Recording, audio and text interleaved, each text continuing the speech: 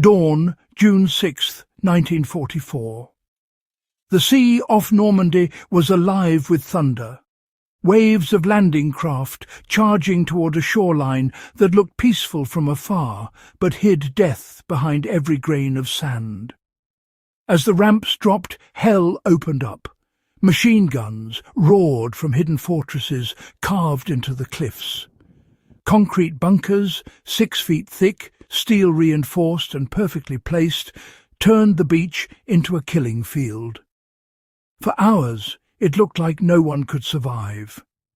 But by sunset, those bunkers were silent. The question is, how did they do it? How did ordinary American soldiers, soaked, terrified and pinned down under machine gun fire, shatter Hitler's strongest line of defense? The wall that wasn't supposed to fall. The Atlantic Wall was Hitler's masterpiece, a 2,000-mile stretch of fortifications built to keep the Allies out of Europe. But nowhere was it thicker, tougher, or deadlier than Omaha Beach. The Germans had spent years turning that stretch of French coastline into a fortress. They embedded bunkers into cliffs, connected them with tunnels, and positioned every gun to create overlapping fields of fire. There was no safe angle, no blind spot. Every inch of sand was covered. These bunkers weren't just concrete boxes, they were precision-engineered death traps. Inside, German gunners manned MG-42 machine guns, weapons that fired 1,200 rounds per minute. To put that in perspective, that's 20 rounds every second. Soldiers hit the water and dropped before they could even lift their rifles. "We couldn't even lift our heads," one survivor recalled. Men died before they touched dry sand. By all logic, the beach should have stayed in German hands, but war doesn't always obey logic. The engineers who crawled through hell. The first men to step onto Omaha weren't infantry charging in with rifles blazing. They were combat engineers. Their mission was pure madness: crawl through open fire to clear paths through barbed wire, mines and steel obstacles, so others could follow. They carried explosives called Bangalore torpedoes, long pipes packed with TNT that could blow gaps through the wire. They didn't have cover. They didn't have luck. What they had was courage beyond reason. Entire teams were wiped out before they could even uncap the torpedoes. But inch by inch, crater by crater, they made progress. One detonation at a time, they opened tiny corridors through the chaos, shouting directions, marking safe lanes for the infantry. Without them, the invasion would have died on the sand. The tanks that fought like battleships.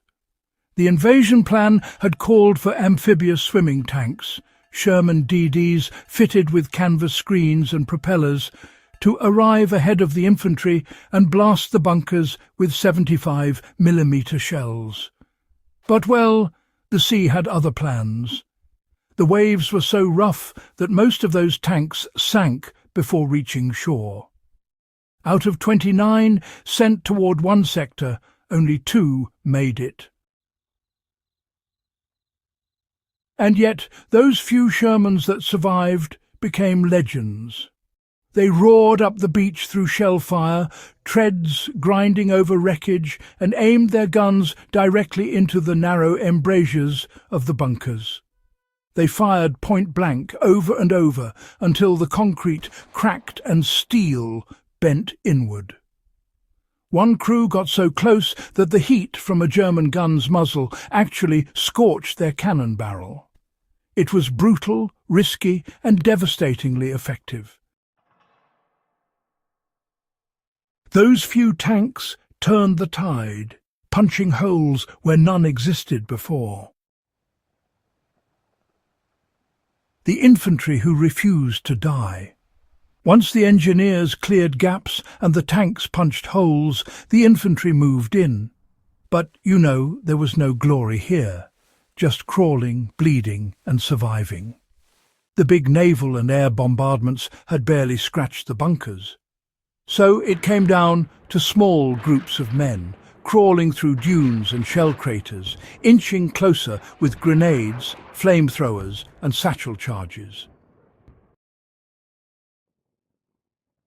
They learned the bunker's weakness. They could only fire forward. If you could get around to the sides or rear, you had a shot. So that's what they did.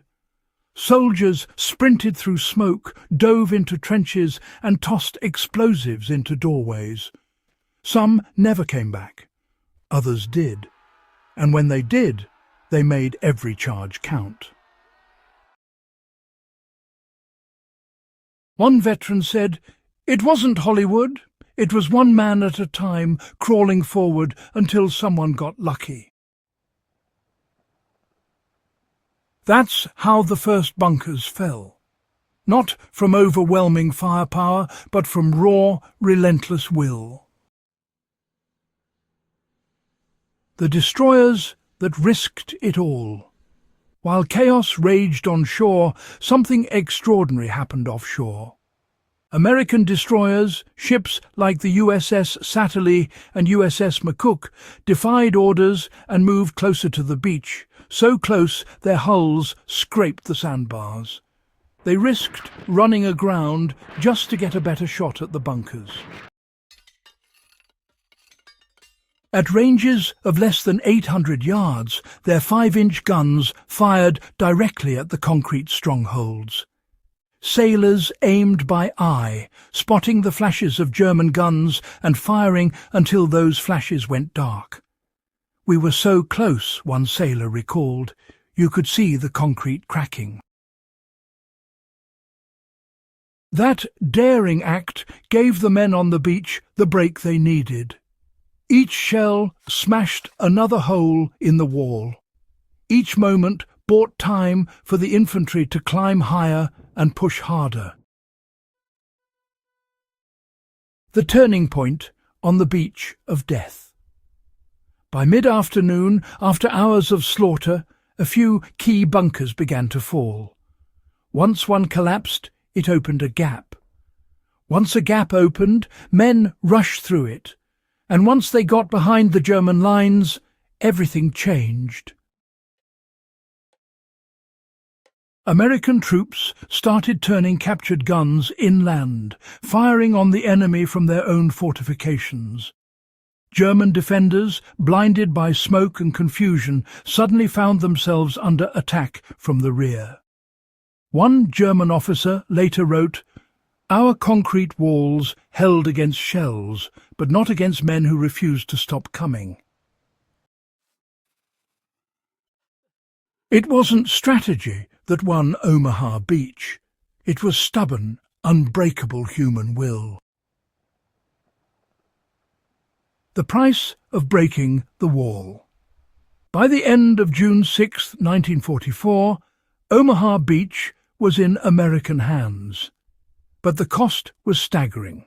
Over 2,000 US soldiers were killed or wounded in a single day, most within the first few hours.